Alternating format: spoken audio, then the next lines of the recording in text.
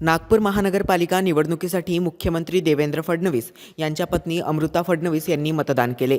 दरम्यान माध्यमांशी संवाद साधताना त्या म्हणाल्या की मतदान करणे हे केवळ हक्क नाही तर महाराष्ट्र आणि नागपूरच्या भविष्यासाठी गरजेचे आहे। विकास आणि पारदर्शकतेच्या मुद्द्यावर मतदान करा। तरुणाई ही उद्याचं भविष्य आहे। त्यांच्या विचारांवर आपलं आणि शहराचं भविष्य अवलंबून आहे। बाहेर निघा आणि मतदान करा।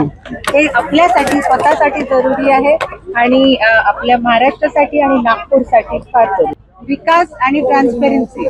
मतदानाचा टक्का फार नसतो, काय सांगाल तरुणांना बाहेर पडून मतदान करायला पाहिजे? नक्कीच, कारण तरुणाई ही उद्याचं आपलं फ्युचर आहे आणि त्यांनी बाहेर निघून मतदान करणं आपल्यासाठी खूप जरुरी आहे। त्यांच्या विचारांवर आज आपलं फ्युचर आधारित आहे आणि त्यांचेच विचार आज एका पार्टीला पुढे नेणार आहेत जी मला वाटतं ट्रान्सपेरंट आणि गतिशील